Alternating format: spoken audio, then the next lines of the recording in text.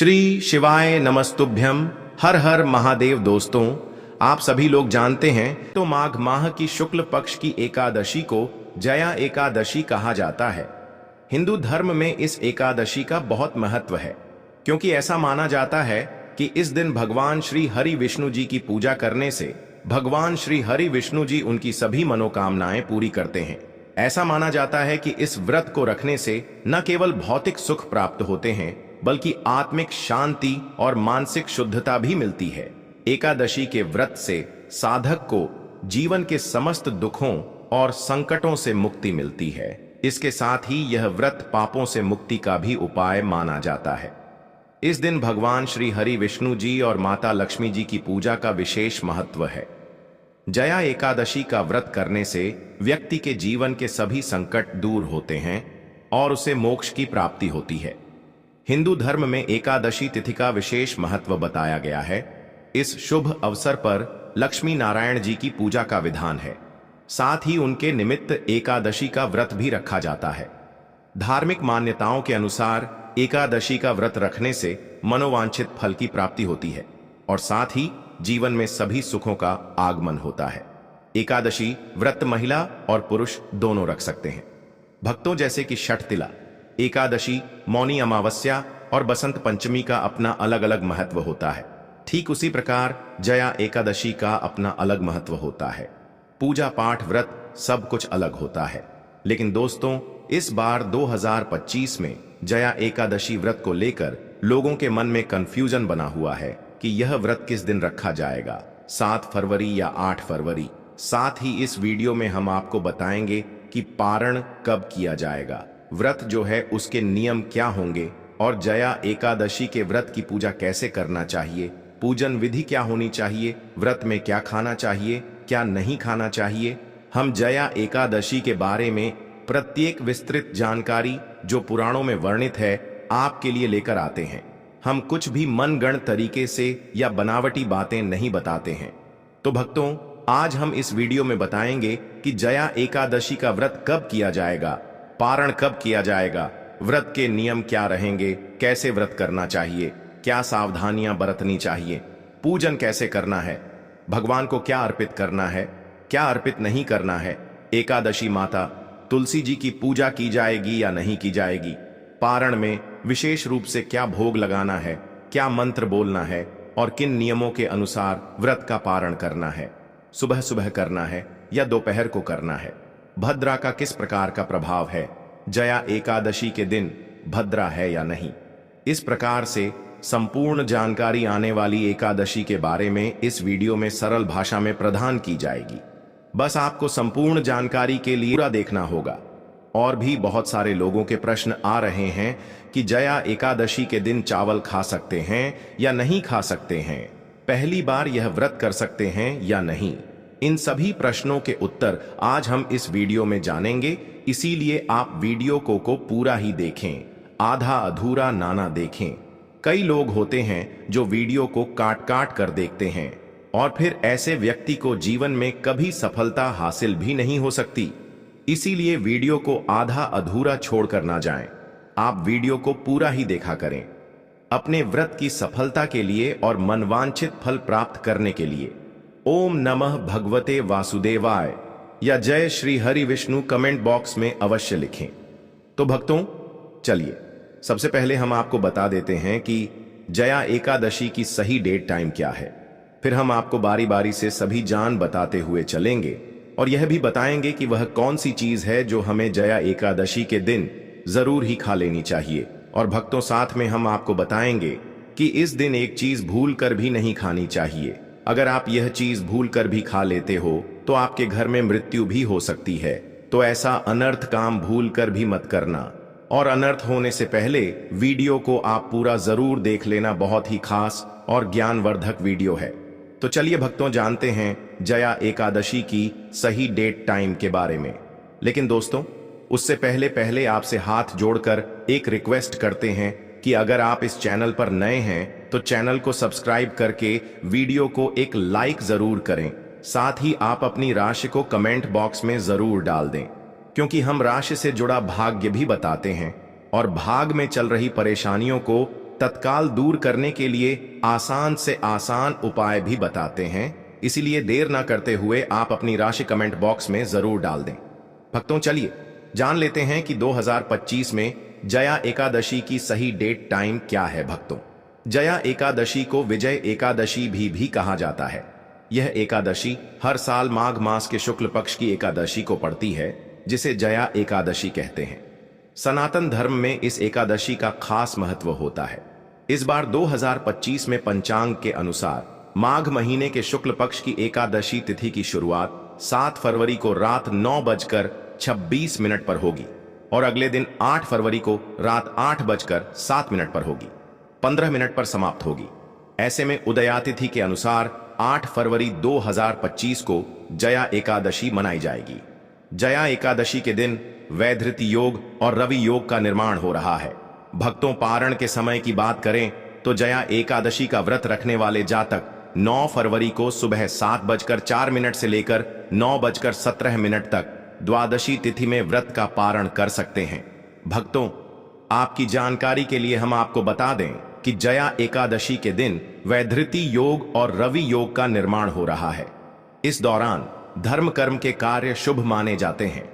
धार्मिक मान्यताओं के अनुसार जया एकादशी व्रत रखने से जातकों को आरोग्यता का वरदान प्राप्त होता है और जीवन के सभी पाप और कष्टों से मुक्ति मिलती है। यह भी कहा जाता है कि जया एकादशी व्रत रखने से भगवान विष्णु जी की कृपा से मृत्यु के बाद भूत पिशाच योनि में नहीं जाना पड़ता है। यह व्रत पितरों के लिए रखने से उनको पुण्य फलों की प्राप्ति होती है। दोस्तों, वीडियो में आगे की जानकारी बताने से पहले अभी तक कमेंट बॉक्स में जय माता लक्ष्मी नहीं लिखे हैं तो जय माता लक्ष्मी जरूर लिखना। जब आप हमारे कमेंट बॉक्स में जय माता लक्ष्मी लिखते हैं तो हमें काफी अच्छा लगता है और आप हमारी वीडियो को लाइक करते हैं तो हमारा मनोबल बढ़ता है, जिससे कि अच्छी जानकारी होती है आप सभी लोगों के लिए लेकर के आते हैं। चलिए भक्तों, अब हम जान लेते हैं जया एकादशी की पूजा विधि के बारे में। जया एकादशी के दिन सबसे पहले आपको सुबह जल्दी उठकर शुद्ध और पवित्र मन से दिन की शुरुआत करनी चाहिए। इसके बाद आपको स्नान करना चाहिए, लेकिन केवल सामान्य पानी से नहीं, गंगा जल को पानी में मिलाकर स्नान करें। गंगा जल को पवित्र माना जाता है और यह शुद्धि का प्रतीक है। इसे शरीर और मन को शुद्ध करने के लिए उपयोग किया जाता है ताकि व्रत में कोई विघ्न ना आए और आपको आशीर्वाद प्राप्त हो सके। स्नान के बाद आपको भगवान श्री विष्णु का ध्यान करना चाहिए। इस समय आप भगवान विष्णु के चरणों में अपनी श्रद्धा व्यक्त करते हुए व्रत का संकल्प लें। अब एक छोटी सी चौकी लेकर उस पर पीला वस्त्र बिछा। पीला रंग विशेष रूप से शुभ माना जाता है और इसे लक्ष्मी माता और भगवान विष्णु से जोड़कर देखा जाता है। यह पवित्रता और समृद्धि का प्रतीक है। इस पर आप लक्ष्मी नारायण की मूर्ति या चित्र स्थापित कर सकते हैं। इसके बाद चौकी पर भगवान विष्णु और लक्ष्मी माता की मूर्ति रखें। फिर उन दोनों की पूजा करें। पूजा में आपको फल, पीले फूल, धूप, दीप और नैवेद्य अर्पित करें। विशेष रूप से भगवान विष्णु को तिल और तुलसी दल अर्पित करने से व्रत का पुण्य और भी अधिक बढ़ता है। भगवान विष्णु और मां लक्ष्मी को ताजे फल और फूल अर्पित करें ताकि उनका आशीर्वाद प्राप्त हो। पूजा के बाद भगवान विष्णु के बीज मंत्र ओम नमो नारायणाय नमः का जाप करें। यह मंत्र भगवान विष्णु को समर्पित है और इससे मन की शांति मिलती है। इस मंत्र का जाप पूरे दिन करें ताकि आप भगवान के करीब महसूस करें और उनकी कृपा प्राप्त हो सके। भक्तों, इसके बाद विष्णु चालीसा और विष्णु सहस्त्र नाम का पाठ करें। विष्णु चालीसा के माध्यम से भगवान विष्णु की महिमा का गान किया जाता है और विष्णु सहस्त्र नाम में भगवान विष्णु के हजारों नाम होते हैं जो उनके विभिन्न रूपों और गुणों को प्रकट करते हैं। इनका पाठ करने से व्यक्ति के जीवन में सभी प्रकार के कष्ट दूर होते हैं और भगवान की कृपा प्राप्त होती है। अंत में आपको भगवान विष्णु और मां लक्ष्मी के साथ साथ सभी देवी देवताओं की आरती उतार चाहिए। आरती के समय दीप जलाकर और मंत्रों का उच्चारण करते हुए भगवान का ध्यान करें। इससे आपके घर में सकारात्मक ऊर्जा का संचार होता है और आप पूरे दिन की पूजा का पुण्य प्राप्त करते हैं। भक्तों, शाम के समय फिर से भगवान विष्णु की पूजा करें। इस समय भजन और कीर्तन करना विशेष रूप से लाभकारी होता है। भजन और कीर्तन करने से मन की शांति मिलती है और मानसिक रूप से संतुलित रहने में मदद मिलती है। जया एकादशी के दिन आपको फलाहार व्रत रखना चाहिए। इसका मतलब है कि आप केवल फल, दूध और अन्य हल्के आहार ग्रहण करें। इस दिन आपको पूरी तरह से तामसिक या भारी भोजन से बचना चाहिए। व्रत के दौरान आपकी श्रद्धा और समर्पण का परीक्षा होता है, इसलिए इस दिन केवल स्वच्छ सात्विक भोजन करें। व्रत का पारण अगले दिन द्वादशी तिथि को करना चाहिए। पारण का मतलब है व्रत को समाप्त करना। इस दिन आपको उपवास रहकर व्रत की समाप्ति करनी होती है। पारण करने से पहले ब्राह्मणों को भोजन कराना और दान दक्षिणा देना विशेष रूप से महत्व रखता है।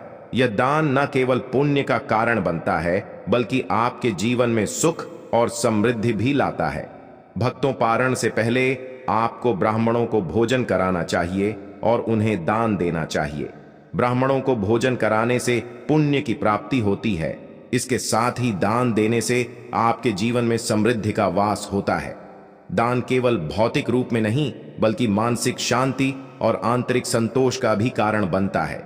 जया एकादशी का व्रत संपूर्ण श्रद्धा, भक्ति और समर्पण के साथ करना चाहिए। यह व्रत न केवल धार्मिक दृष्टि से, बल्कि मानसिक और शारीरिक दृष्टि से भी लाभकारी होता है। इस व्रत को करने से भगवान विष्णु की विशेष कृपा प्राप्त होती है और जीवन में समृद्धि, शांति और सुख की प्राप्ति होती है। साथ ही इस व्रत से पापों की मुक्ति और आत्मा की शुद्धि होती है। आखिरकार इस व्रत के दौरान आपको जितनी श्रद्धा और भक्ति से पूजा करनी होगी, उतनी ही आपको सकारात्मक परिणाम मिलेंगे। इस दिन के बाद आप अपने जीवन में सकारात्मक ऊर्जा महसूस करेंगे और आपका मनोबल भी बढ़ेगा। इसके बाद भक्तों, भगवान विष्णु का पंचामृत से अभिषेक करें, जिसमें दूध, दही, शहद, घी और चीनी मिलाकर भगवान की पूजा की जाती है। यह अभिषेक भगवान विष्णु को प्रसन्न करने के लिए किया जाता है। भक्तों, हमने वीडियो के डिस्क्रिप्शन में अपने एक करना चाहिए। भक्तों, जया एकादशी के दिन सबसे पहली बात जो हमें ध्यान रखनी चाहिए वह यह है कि इस दिन चावल का सेवन नहीं करना चाहिए, क्योंकि चावल की उत्पत्ति धार्मिक मान्यताओं के अनुसार भगवान विष्णु के रोम से मानी जाती है। इसलिए इस दिन चावल खाना वर्जित होता है। अगर आप एकादशी का व्रत रख रहे हैं तो चावल को भूलकर भी ना खाएं, क्योंकि यह आपके व्रत के पुण्य को प्रभावित कर सकता है। दूसरी बात, बाल और नाखून काटने से बचें। भक्तों, एकादशी के दिन बाल और नाखून काटने से भी बचना चाहिए। यह एक प्रकार की पवित्रता और आत्मनियंत्रण का प्रतीक है। एकादशी के दिन आत्मिक शुद्धता बनाए रखना महत्वपूर्ण होता है। अगर आप बाल या नाखून काटते हैं तो यह व्रत की पवित्रता को प्रभावित कर सकता है। इसलिए इस दिन बाल और नाखून काटने से बचें और अपने शरीर को साफ और शुद्ध रखें। तीसरी बात, सुबह देर तक सोने से बचें। व्रती के लिए यह जरूरी है कि वह एकादशी के दिन सुबह देर तक ना सोए। एकादशी के दिन भगवान विष्णु की पूजा और ध्यान करना होता है जो सुबह के समय विशेष रूप से फलदायक होता है। अगर आप इस दिन देर तक सोते हैं तो इसका असर आपके व्रत पर पड़ सकता है। सुबह जल्दी उठकर स्नान करें, पूजा में भाग लें और दिन भर अपनी ऊर्जा को सकारात्मक कार्यों में लगाएं। यह व्रत को सही तरीके से निभाने का एक अहम हिस्सा है। चौथी बात है, पेड़ पौधों की पत्तियों और फूलों को तोड़ने से बचें। भक्तों, एकादशी के दिन किसी भी पेड़ या पौधे की पत्तियों और फूलों को तोड़ने से बचना चाहिए। खासकर जया एकादशी पर तुलसी की पत्तियों को तोड़ने से बचना चाहिए। तुलसी की पत्तियां भगवान विष्णु को अर्पित की जाती हैं, लेकिन इस दिन इन्हें तोड़ने से बचे। अगर आपको तुलसी की पत्तियां चाहिए तो एक दिन पहले ही इन्हें तोड़कर रख लें और फिर उन्हें भगवान विष्णु को अर्पित करें। यह नियम पवित्रता बनाए रखने के लिए है और इसका पालन करना जरूरी होता है। भक्तों, पांचवी बात, किसी से झगड़ा और झूठ बोलने से बचे। भक्तों, जया एकादशी के दिन हमें किसी से भी झगड़ा करने से बचना चाहिए। इस दिन का महत्व पवित्रता और शांति में है, इसलिए किसी से विवाद या लड़ाई झगड़ा करना एकादशी के उद्देश्य के खिलाफ है। साथ ही इस दिन झूठ बोलने से भी बचे। सत्य बोलना और अच्छे आचार विचार रखना व्रत का अहम हिस्सा है। जब हम इस दिन पवित्रता से रहते हैं और सकारात्मक विचारों में रहते हैं तो भगवान विष्णु की कृपा मिलती है। छठवीं बात, बैंगन का सेवन भूल कर भी ना करें। भक्तों, धार्मिक मान्यताओं के अनुसार इस दिन बैंगन का सेवन नहीं करना चाहिए। बैंगन को तामसिक भोजन माना जाता है और एकादशी के दिन हमें सात्विक और शुद्ध आहार लेना चाहिए। बैंगन का सेवन न केवल शारीरिक दृष्टि से बल्कि आध्यात्मिक दृष्टि से भी वर्जित होता है। इस दिन हमें हल्का और ताजगी देने वाला भोजन करना चाहिए। भक्तों, 7वीं बात, जया एकादशी के दिन झाड़ू लगाने से बचें। एकादशी के दिन घर में झाड़ू लगाने से बचना चाहिए। धार्मिक मान्यता के अनुसार झाड़ू लगाते समय सूक्ष्म जीवों के मरने का खतरा हो सकता है। इस दिन पवित्रता बनाए रखना महत्वपूर्ण होता है और घर के वातावरण में कोई जीव ना मरे, इस कारण से झाड़ू लगाना वर्जित है। इसके बजाय घर को साफ और व्यवस्थित रखने के लिए एक एक दिन पहले साफ सफाई कर लें। भक्तों, 8वीं बात, जया एकादशी के दिन तामसिक वस्तुओं का सेवन ना करें। जया एकादशी व्रत रखने से पूर्व तामसिक वस्तुओं का सेवन ना करें। तामसिक भोजन से शरीर और मन पर नकारात्मक प्रभाव पड़ता है और व्रत का पुण्य नहीं मिलता। तामसिक भोजन में मांसाहार, तला हुआ भोजन और अधिक मसालेदार चीजें आती हैं जो व्रत के उद्देश्य को पूरा नहीं करते। इस दिन हमें सात्विक भोजन और आहार का पालन करना चाहिए। साथ ही भक्तों, जया एकादशी के दिन विशेष रूप से जमीन पर सोने की सलाह दी जाती है। यह भी एक प्रकार का तपस्वी व्रत है जो आपके शारीरिक और मानसिक शुद्धता को बढ़ाता है। जब आप जमीन पर सोते हैं तो आपके शरीर को प्राकृतिक ऊर्जा मिलती है और आपका मन शांत रहता है। इसके साथ ही यह व्रत में पूर्ण समर्पण का प्रतीक है। जमीन पर सोने से व्यक्ति अधिक जागरूक और संवेदनशील बनता है, जो व्रत के उद्देश्य के अनुकूल है। भक्तों, अगर आप इस चैनल पर नए हैं तो चैनल को सब्सक्राइब करके वीडियो को एक लाइक जरूर करें। साथ ही आप अपनी राशि को कमेंट बॉक्स में जरूर डाल दें, क्योंकि हम राशि से जुड़ा भाग्य भी बताते हैं और भाग में चल रही परेशानियों को तत्काल दूर करने के लिए आसान से आसान उपाय भी बताते हैं। इसलिए आप अपनी राशि कमेंट बॉक्स में जरूर डाल दें। चलिए भक्तों, अब हम जान लेते हैं कि जया एकादशी के व्रत में क्या खाना चाहिए। भक्तों, पहली चीज है फल और दूध। इस दिन फलाहार व्रत होता है, जिसका मतलब है कि आप फल और हल्के आहार खा सकते हैं, जैसे केला, सेब, तरा, पपीता, तरबूज, फलों का सेवन। इस दिन आप मौसमी फल खा सकते हैं। भक्तों, दूसरी चीज है दूध और दूध से बने पदार्थ। आप दूध, दही, माखन, छाछ और पनीर का सेवन कर सकते हैं। यह सब पौष्टिक होते हैं और शरीर को ताजगी और स्फूर्ति देते हैं। तीसरी चीज है सत्त। अगर आप अधिक खाना चाहते हैं तो सत्त का भी सेवन कर सकते हैं। यह एक हल्का और ताजगी देने वाला आहार है जो पाचन में भी मदद करता है। भक्तों, चौथी चीज है बूंदी उपमा या कचौड़ी। कुछ लोग उपवास के दौरान हल्के स्नैक्स भी खाते हैं, जैसे कि बूंदी या हल्के आटे से बनी चीजें जिनमें तला हुआ खाना नहीं हो। भक्तों, 5वीं चीज है साबूदाना भी इस दिन खाया जा सकता है।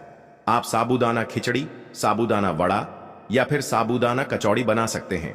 यह हल्के होते हैं और बहुत ऊर्जा देते हैं। प्याज, लहसुन और तामसिक चीजें नहीं खानी चाहिए। इस दिन आपको प्याज, लहसुन और तामसिक भोजन से बचना चाहिए। यह चीजें शरीर में भारीपन और आलस्य लाती हैं। साथ ही इनका सेवन करने से व्रत का सही फल नहीं मिलता। अगर आप जया एकादशी के दिन चाहते हैं, इस दिन भक्तजन प्रातःकाल ब्रह्म मुहूर्त में ही जागकर स्नान करते हैं और शुद्ध वस्त्र धारण करते हैं। इस दिन व्रत रखना अत्यंत पुण्यदायक होता है और कई लोग फलाहार या जल ही ग्रहण करते हैं।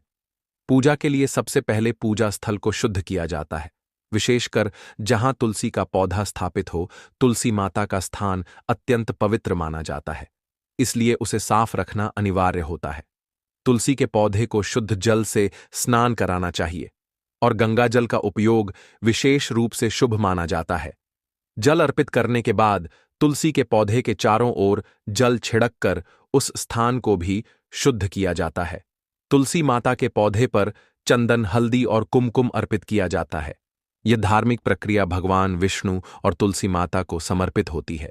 फिर ताजे फूलों से तुलसी माता की पूजा की जाती है और फूलों की माला बनाकर अर्पित करना अत्यंत शुभ माना जाता है।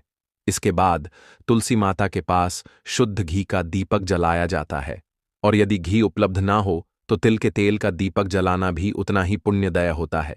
दीपक जलाते समय भगवान विष्णु और तुलसी माता का ध्यान करते हुए एम विष्णुवे नमः या एम तुलसी देवाय नमः जैसे मंत्रों का जाप किया जाता है। यह मंत्र जाप पूजा को और अधिक प्रभावशाली बनाता है और इस प्रक्रिया में भक्तगण भगवान से अपनी मनोकामनाएं पूरी करने की प्रार्थना करते हैं। इसके बाद धूप जलाकर तुलसी माता के पास रखा जाता है। धूप की सुगंध पूजा के वातावरण को पवित्र बनाती है और सकारात्मक ऊर्जा का संचार करती है। तुलसी माता को अक्षत अर्पित किया जाता है और ध्यान रखना चाहिए कि अक्षत चावल साफ और पूरे हो, टूटे हुए चावल का उपयोग नहीं किया जाता। यह चरण धार्मिक विधि का एक महत्वपूर्ण हिस्सा होता है और इसे श्रद्धा के साथ किया जाता है। इसके बाद तुलसी माता को भोग अर्पित किया जाता है। भोग में ताजे फल, मिठाई या पंचामृत शामिल किया जाता है। पंचामृत विशेष रूप से शुभ माना जाता है और इसे बनाने के लिए दूध, दही, घी, शहद और शक्कर का मिश्रण किया जाता है। पंचामृत को भगवान विष्णु और तुलसी माता को अर्पित करने के बाद प्रसाद के रूप में सभी को वितरित किया जाता है। भगवान विष्णु और तुलसी माता की परिक्रमा करना अत्यंत शुभ माना जाता है।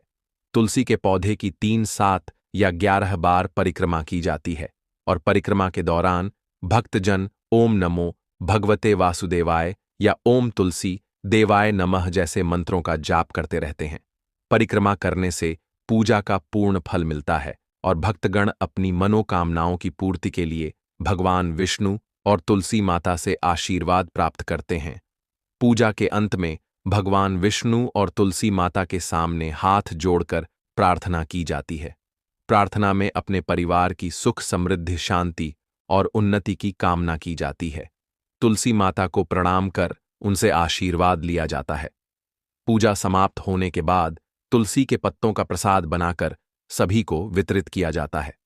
ध्यान रखें कि एकादशी के दिन तुलसी के पत्तों को तोड़ना वर्जित होता है, इसलिए एक दिन पहले ही तुलसी के पत्तों को तोड़कर रख लें और उन्हें भोग में शामिल करें।